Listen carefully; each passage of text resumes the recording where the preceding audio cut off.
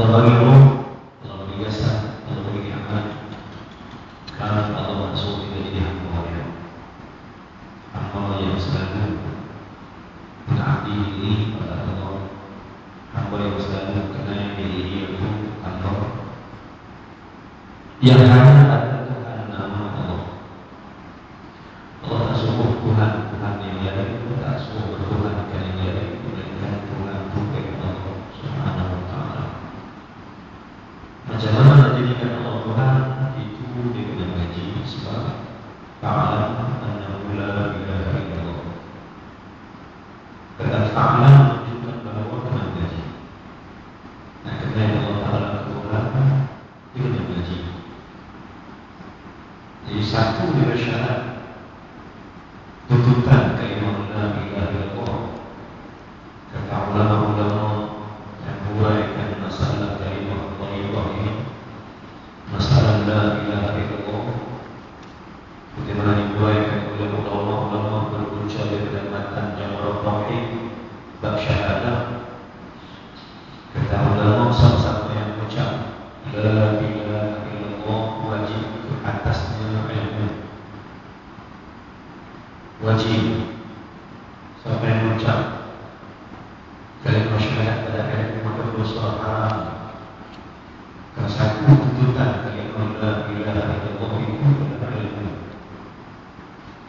Sebab dimulakan ayat itu dengan fa'lam annahu la ilaha illallah. Fa'lam maknanya ketahuilah. Ketahuilah yang mana ambil tahu lah. Ambil tahu takkan ambil tahu bila tak wajib. Tak tahu kita siapa itu Allah, siapa itu Tuhan yang akan berkuasa, yang ada dalam lagi dia. Dia wajib sesuatu ambil tahu dengan pengetahuan yang khusus, dengan pengetahuan yang sebenar-benarnya. Kerana perkataan fa'lam kalau ditengok balik belakang itu baris syukur bulan. Kalau bahas perlahan dia pergi jasa. Jasa di mana putih, tak ada sama-sama lagi lah. Ngaji tak sungguh-sungguh hingga kamu yakin di 9 bulan hati bahawa Allah Tuhan kamu. Itu maksud daripada perkataan fa'lam. Fa'lam fa'lam ni mati itu kita bagi syukur. Disyukur bulan kan dia menunjuk bahawa keyakinan yang bulat bahawa Allah itu saja Tuhan. Alhamdulillah, kerana Allah jadikan kita ini sebagai hamba dia. Yang sebaik-baik kejadian, laqad khalaqnal insana fi ahsani taqwim, dibaca dengan lafaz. Dalam makna dari segi tafsir huruf, lam itu ada makna, qad itu ada makna. Laqad khalaqnal insana, khalaqna dibaca dengan na. Na itu merujuk kepada Allah. Kata Allah, laqad khalaqna, sesungguhnya menciptalah kami akan manusia itu. Terjemah Wizri, sesungguhnya dalam mencipta kami al-insan. Nah, apa kata kami manusia itu apa? Allah dengan Allah ini juga apa? Sebab tak ada kalimah lain. Di antara nama dengan insan tak ada kalimah lain. Laqad khalaqna al-insan. Dan dibaca pula dengan ayat Qamar. Baca kita ni. Laqad khalaqna al-insana. Belum masuk dalam. Kata ulama, nak kata rahmat Allah itu selalu ada dalam, tak berpisah. Sebab dibaca laqad khalaqna al-insana putri. Sama laqad khalaqna al-insana bermakna Allah membuat kami supaya sentiasa berhubung dengan dia. Kalau tengok kepada tafsir tadi atau buruk daripada Ibn Abbas radhiyallahu anhu. Sesungguhnya kata Allah telah mencipta kami akan manusia itu. Kami buat manusia. Maka benar al-insan tak ada pemisah, tak pernah terpisah. Hamba dengan Tuhan. Sehingga Allah berfirman ayat kursi, ahlu fikri, ahlu ta'at, wa ahlu syukri, ahlu mahabbati, wa ahlu maksiyati, wa ahlu maksiyati, la taqnatu min rahmati. Allahu Akbar. Apa makna ayat kursi? Ahlu ta'ati, ahlu fikri, ahlu ta'at. Orang yang sentiasa berzikir, sentiasa ingatkan Allah, maka mereka adalah orang yang taat kepada Allah. Macam mana kita zikir? Zikir bukan hanya subhanallah, subhanallah saja. Zikir dalam Quran itu ditafsirkan berbagai-bagai. Ada ulama tafsir, ada Allah sebut zikir ada ilmu. Fas'al ahli fikr. Tanyalah kamu orang yang sentiasa berzikir. Yang ditanyalah kamu kepada orang yang berilmu. Kalau kita tahu, maka zikir itu akan ulama ilmu. Jadi orang yang berzikir itu bukan hanya berzikir, orang yang berilmu. Maka ramailah pendapat ulama-ulama, jika Tuhan mengaji, jika zikir lain, jika zikir kepada utama ilmu. Ada juga kita berarti Tuhan mengaji dan tasbih subhanallah. Yang mana satu di depannya? Tuhan mengaji zikir subhanallah, subhanallah, subhanallah yang itu. Padahal Allah sebut dalam surah Al-Ahzab ayat ke-4. Kata Allah Ta'ala, maksudnya tidak menjadikan dalam hati manusia itu, dalam jauh dari manusia tidak menjadikan dua hati satu. Jadi kalau Tuhan mengaji berzikir, yang mana satu berjaya? Ngaji dengan ngaji atau zikir? Kalau dengar ngaji, zikir tinggal. Kalau nak zikir, tinggal ngaji. Padahal ngaji itu zikir yang paling baik. Maka ahli zikri, kata Allah Ta'ala, orang yang menjadi ahli zikir, ahli ngaji, ahli zikir, ahli baca Quran, ini semua dibagi kata Allah. Siapa yang boleh berzikir, ada nama ilmu, ada nama zikir, ada baca Quran, mereka itu kata Allah ahli ta'ati, mereka adalah orang taat kepada Allah. Jadi taat Allah Ta'ala ni jalan utama dia adalah zikir ilmu. Mengaji itu sudah diberi zikir. Mengaji itu sudah diberi zikir pada Allah Subhanahu wa Ta'ala. Yang kedua, ahli syukri, orang yang sentiasa bersyukur. Ahli mahabbati, mereka orang yang paling berkasih dan bercinta. Anak yang dikasih Allah sudah bersyukur kepada Allah. Syukur dengan lidah, alhamdulillah. Syukur dengan hati, merasa bahawa sonok dengan nikmat Allah. Dan syukur dengan anggota, ialah kita sujud kepada Allah Ta'ala sekalian, mentaati Allah Ta'ala sekalian. Ahli syukri, orang yang sentiasa bersyukur, Allah jadikan mereka itu ahli mahabbati, orang yang rajin bersyukur. Sebenarnya mereka itu kekasih aku kepada Allah. Orang yang banyak berzikir, mereka itu orang yang taat kepada Allah. Orang yang banyak bersyukur, mereka itu orang yang kasih aku. Tetapi kata Allah, wahai orang bermaksiat kepada Allah, wa ahlu maksiyati, wahai orang bermaksiat kepada aku, Allah berkata untuk besar daripada rahmat aku. La taqnatu min rahmati, tobatlah kembali kepada Allah, aku akan sayang kembali.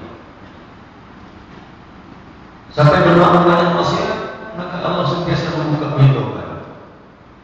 Supaya kembali bertobat kepada Allah Subhanahu wa taala sebelum lawan, sebelum habis masa,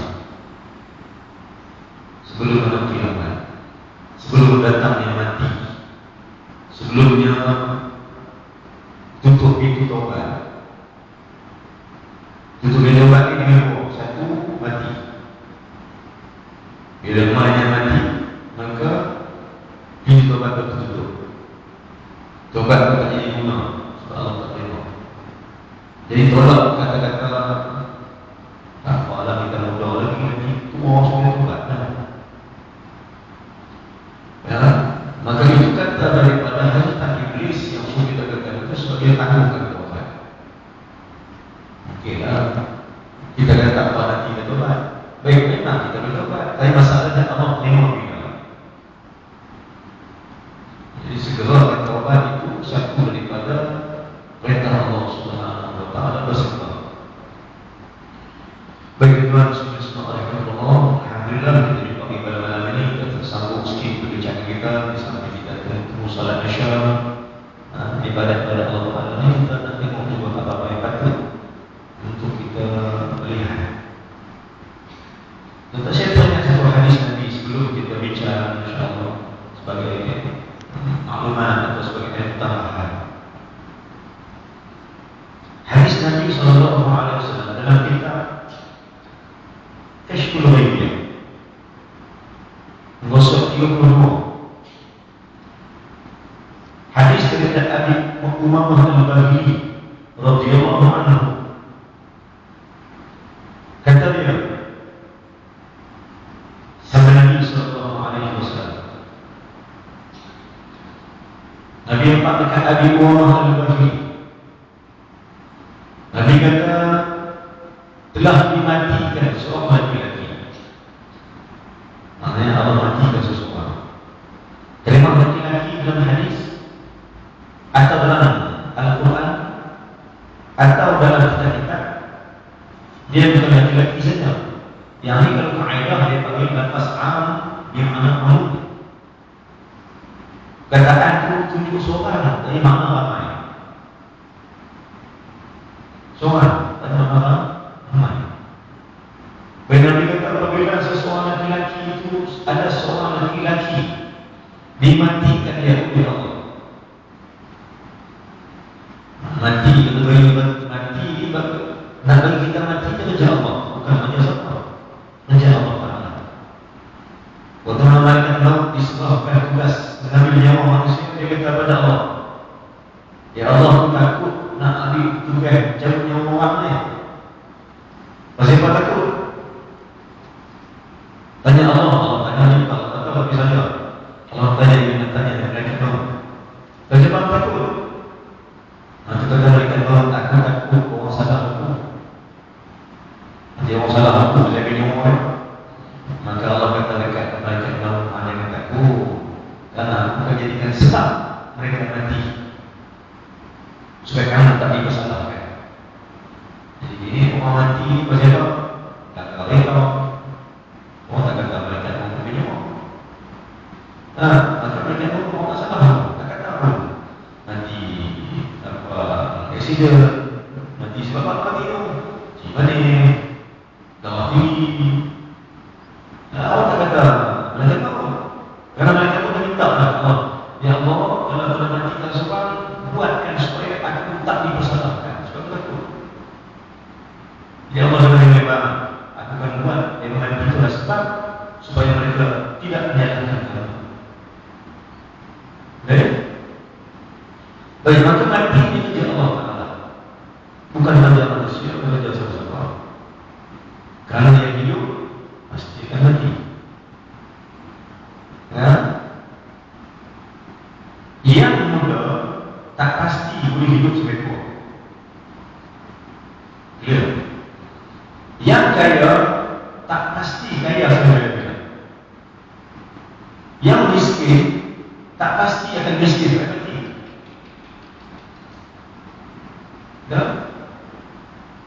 Yang bujang tak semestinya akan kahwin. Semua tak pasti. Tapi mati pasti.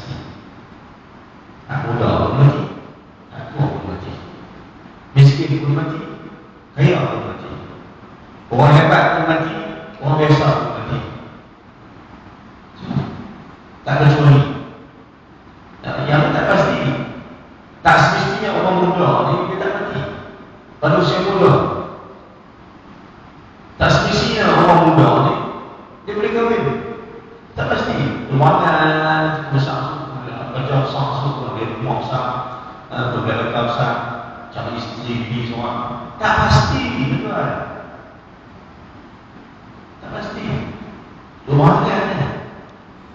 Maka sebab itu kata Sayyidina Ali radhiyallahu jauhkan kamu daripada pemusnah dia jauh sekali. Apa dia? Tul amal, panjangnya cerita panjang. Panjang kan? Aku nanti belum baca besar nanti ya. Aku nak beli kereta besar-besar, aku nak beli rumah besar-besar. Panjang. Sedangkan tak pasti. Yang tak pasti tu.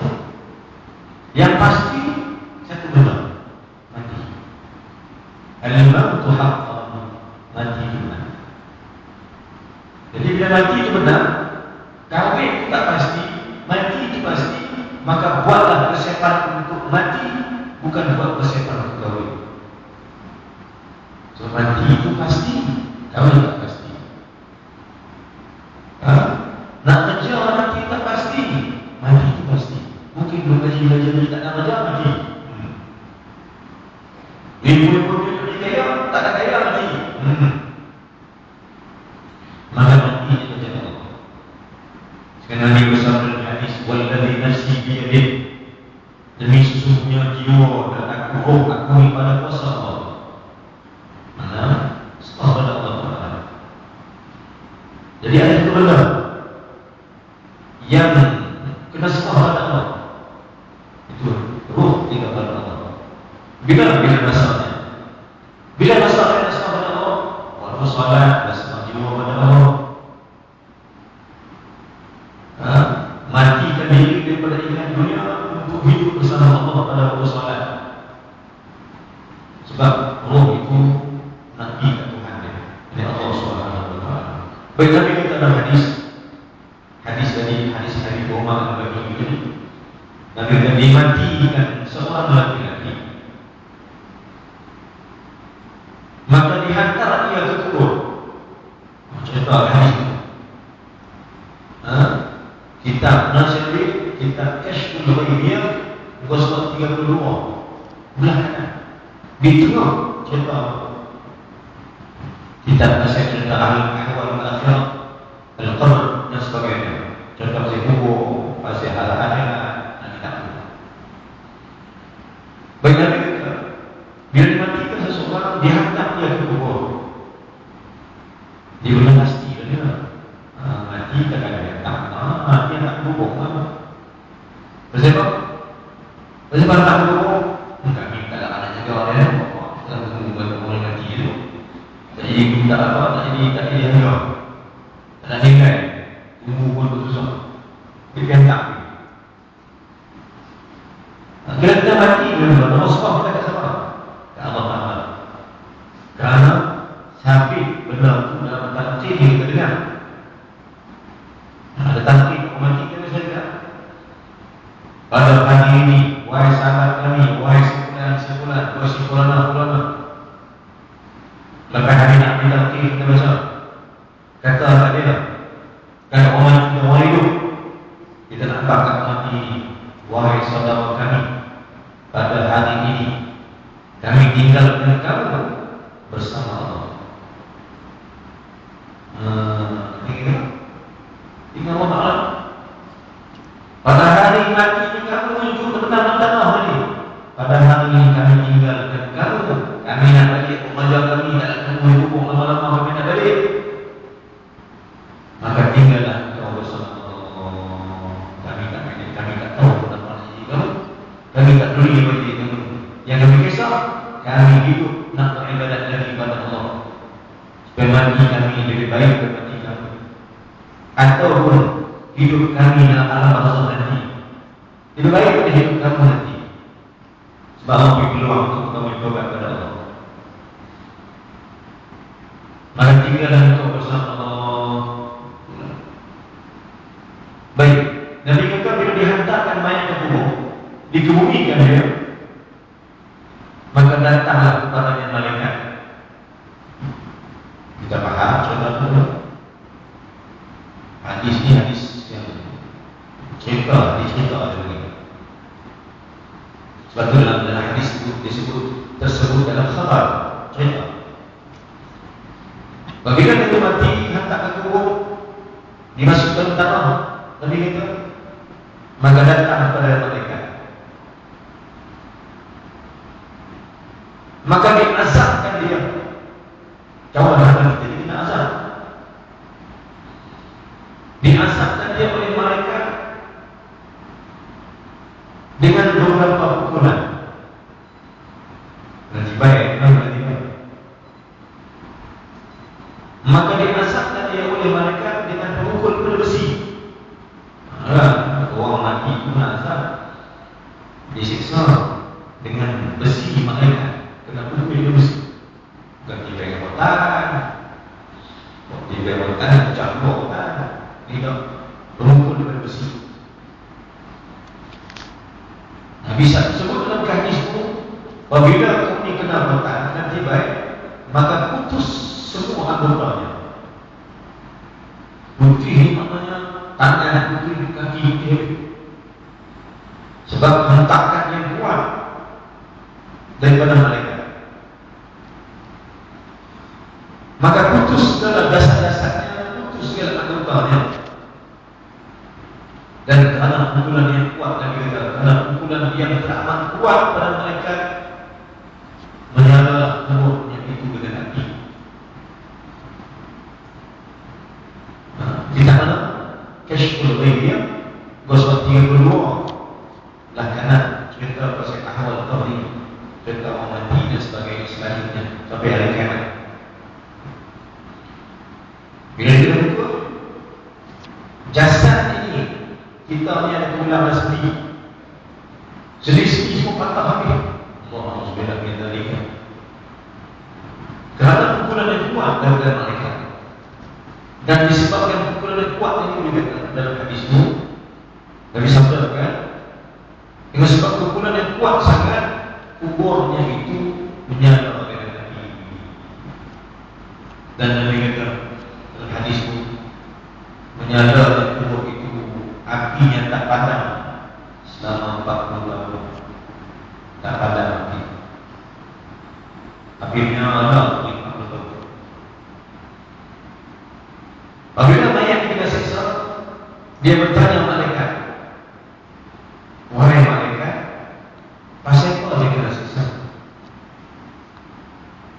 Dia tanya, ya sebab dia kena siksa, kena pukul dalam tubuh.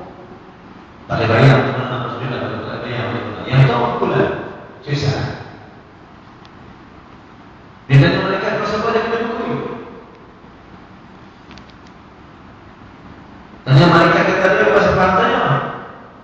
Pasal hartanya aku. Mana tiba pasal apa? Aku Allah amalkan aku. Allah suruh tiba ni. Kata Rasul At-Tahrim disebutkan. Allah sebutkan malaikat itu alaiha malaikatun ghiladun syidadun la ya'suna Allah ma amarahu. Malaikat yang bengis. Dia datang kepada kamu untuk malaikat yang bengis, yang tak kasihan beliau, tak beliau kasihan kamu. Kerana mereka taatkan Allah Ta'ala. La ya'suna Allah ma amarahu. Mereka tak lawan kepada Allah atas apa yang Allah perintah buat. Mereka kata aku main Allah suruh, aku tiba kamu, Allah suruh, aku pukul kamu, kerana Allah perintah, aku buatnya. Mana aku tahu? Pasal apa tiba?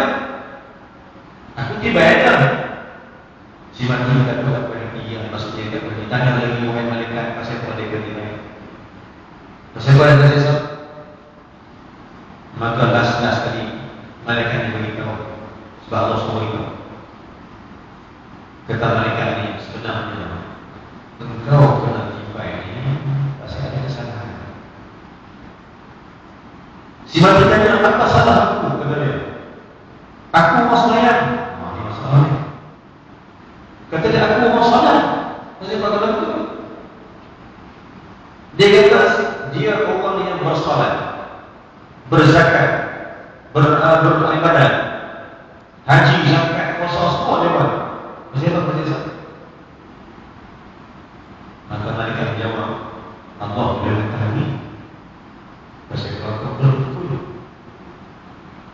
Ditanya lagi, maka Allah pun menjawab. Malaikat jawab bagi pihak Allah Ta'ala. Malaikat kata ke anak, memang kau orang yang solat, memang kau orang yang ibadat, puasa, zakat, haji, kau buat semua, tapi kerana engkau disiksa ini disebabkan engkau menzalimi sahabat kamu. Kamu inayah dengan orang Islam, kamu zalim dengan orang Islam, sesama-sama Islam, kamu berzalim dengan dia. Zalim ini maknanya buat bagi orang susah. Jadi kata malaikat kata, sebab kamu zalim dengan kawan kamu itu, kamu zalim dengan orang lain, maka kau disiksa oleh Allah. Dua kesalahan yang menyebabkan seseorang kena siksa berat dalam kubur. Pertama, zalim dengan Allah. Mereka kata yang keduanya, sebab kamu disiksa dalam kubur kamu ialah kerana tidak betul-betul membersihkan najis kamu.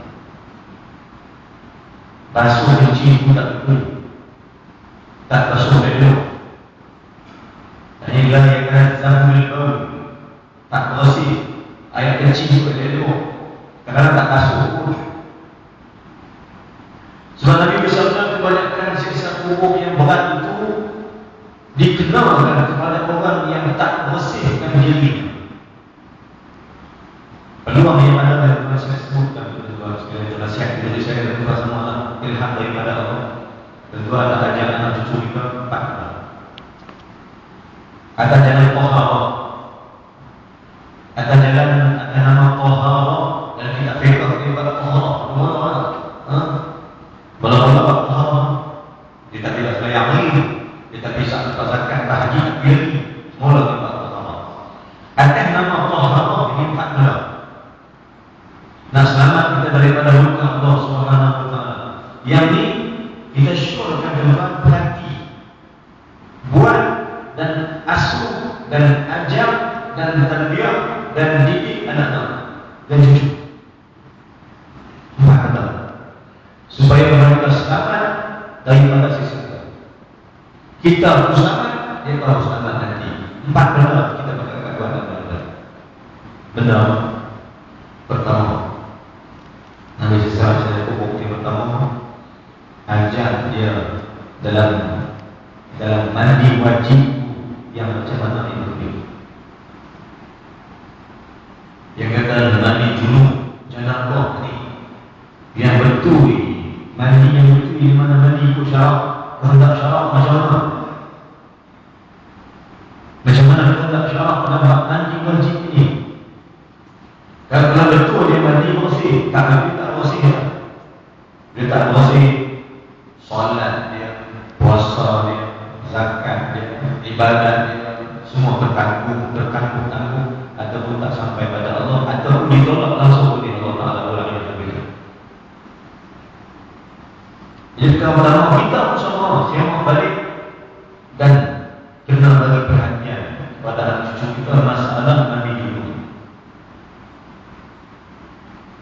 Suruh dia buat mandi biasa pun tak tahu, tapi kita tengok dia mandi dunia. Kena ada syarat yang kita sebut. Ataupun pagi dia tu pagi tanya mandi wajib macam mana, abang boleh tanya mana? Jawab yang sudah dapat di situ. Guna kosyok, mana dia boleh bincang. Bincang itu hal tadi mandi saya pakai bahasa orang kaya itu. Ataupun tak umur pakai hal mandi itu baju dulu. Akhirnya mandi keluar. Mandi wajib itu tak boleh buat. Adakah sama hal yang mandi dengan kita bagi? Yang sabit dengan kita, yang sabit dengan hadis-hadis, yang sabit dengan Quran dan sebagainya. Supaya dia bersih.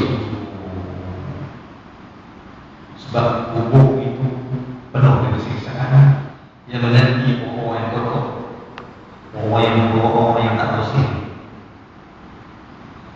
Kita kalau dengar anak-anak dia baru kena ajak anak sembahyang, betul. Tapi sebelum sembahyang, taharah. Taharah ni. Mana kita tak boleh sembahyang pun, dia tak boleh solat pun, dia mulakan taharah dulu.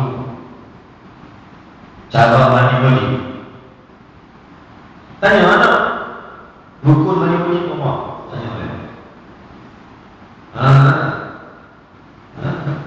Tanya anak, rukun mandi wajib apa? Tapi ayah tanya, ayah tak tahu lah. Ayah tanya, tak tahu. Ayah tanya, dia tak tahu. Tanya anak, rukun mandi wajib apa? Jika 3 bulan, tak tahu. Macam mandi ke 3 bulan, rukun. Kalau ayah kata, betul, sama ayah tanya. Sampai 3 bulan rukun, itu rukun ayah. Tidak, 3 bulan. Kalau mandi dulu 3 bulan rukun, kau tak. Ngaji kau benar. Dia tanya anak, rukun mandi wajib apa?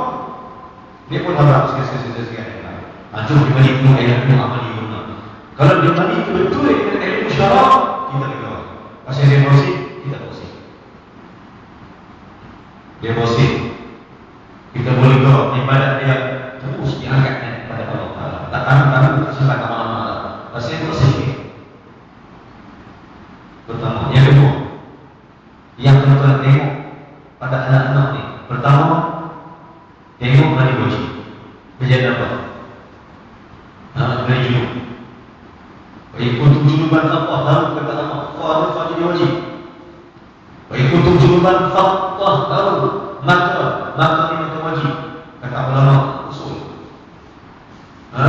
Jadi kalau ada junub, maka wajib ke atas kamu bersih dan bersihkan diri. Wa'ikun junuban fatahharu, surah Al-Ma'idah. Lepas cerita pasal itu, berita yang ada cerita pasal mandi wajib. Baik, maka ajar anak-anak itu. Ni kita nak bincang masalah sembahyang ni. Dia tak ada sembahyang ni sebenarnya. Kalau yang ni tak kira, payah nak sembahyang. Sembahyang punya takut-takut. Sembahyang punya tak kenal. Cincin ni dia pasal dia mula pun cincin. Buat ayam pun cincin, buat kudu pun cincin, buat gemuk, buat bebel-bebel orang. Sembahyang pun lebih kurang. Jadi, pertama, syur daripada ulama maksud kita sekalian. Yang pertama, tuan-tuan tolong tengok masalah mandi wajib. Video ni. Soalan SPM, banyak apa soalan tu? Kata nak buat tinggi. Kita pernah beri contohkan. Kita pernah beri contohkan. Soalannya, nyatakan sebab mandi wajib dan nyatakan cara-cara mandi wajib di dalam rukunnya. Soalan ada tahu dia. Itu saya tahu. Itu. Senang. Saya tak tahu. Itu senang. Saya tak tahu. Semua kita tahu lagi. Dia kata 6, kata 5, tak tahu lagi. Saya tak tahu. 6. Kita padan wajib. Kubak tak tahu. Bukan padan wajib tu. Pada dia. Asal dia tak tahu. Maka mandi tak bersih. Sebagai Tuhan Muslim subhanallah dan maaf berserta, tengoklah wajah anak-anak muda ini. Ada nur cahaya di wajah, ada kosong, tak ada apa. Ada cahaya di wajah mereka. Nampak sedih di wajah ini. Nampak tak? Ada yang nampak. Ada yang nampak. Yang nampak ni sebab apa? Sebab dia kena wudu, wajah dia kena wudu. Ataupun mandi wajib betul. Tapi yang anak asli, anak sahabat, anak sebagai masalah mandi wajib kita selesai. Maka pertama semua boleh kita tolong tekankan masalah ini. Tekan di mana anak perhatian.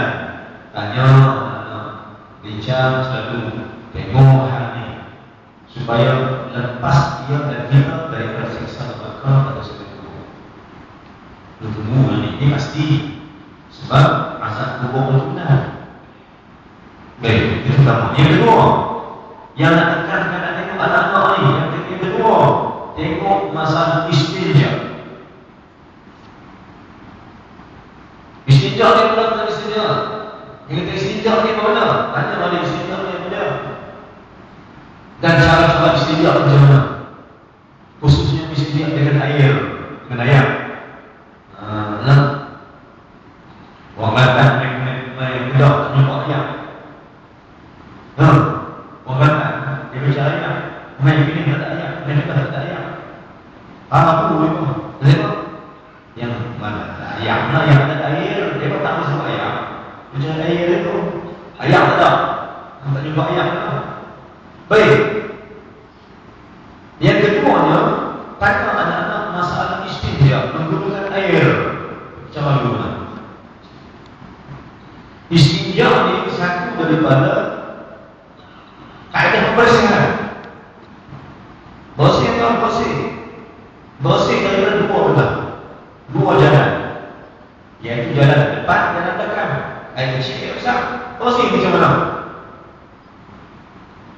Kalau yang ini tak kira, basuh ujung dan tak cuci.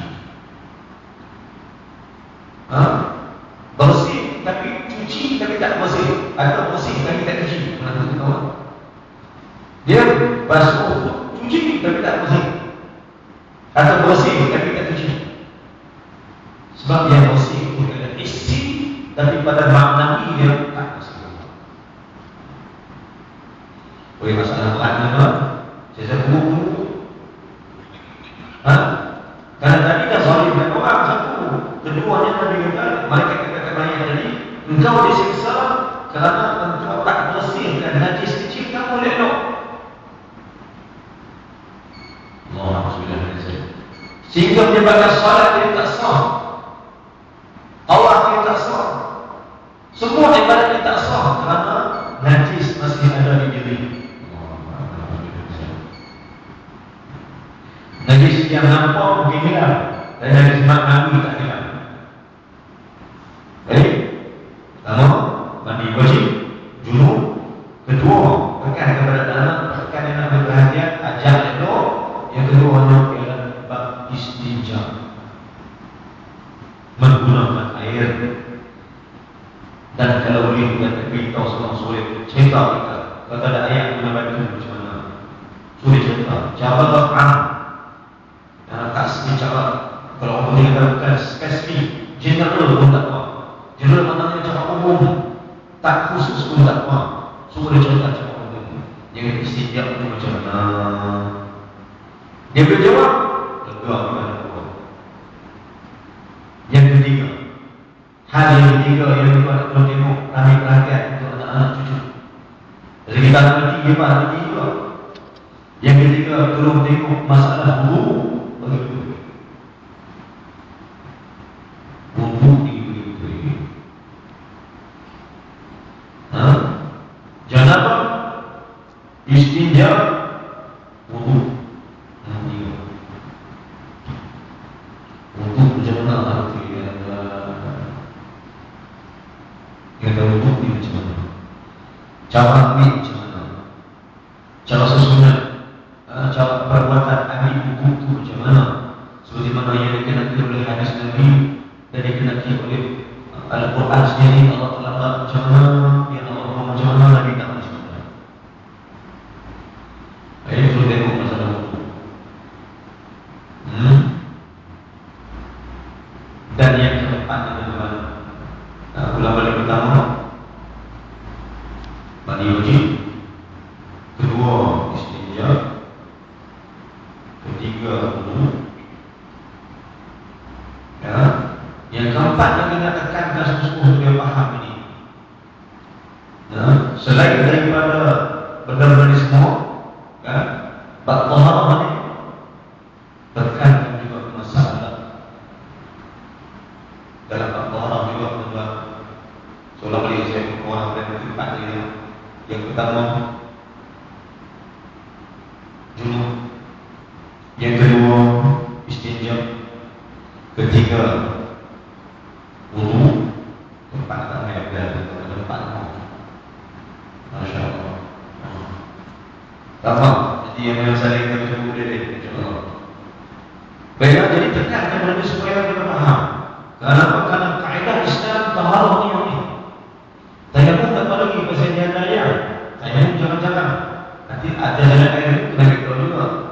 Tapi yang ini benda yang cukup. Nanti tekankan dari pastian supaya daripada kebersihan yang sungguh-sungguh. Istinja, wudu, yang apa ni dari wajib. Ini betul-betul yang asas supaya bersih sungguh. supaya kita jauh daripada siksaan dan kemurkaan Allah Subhanahu wa taala. Berdoa subhanallah. Kesuatu bicara tadi insyaallah kesuatu yang kelima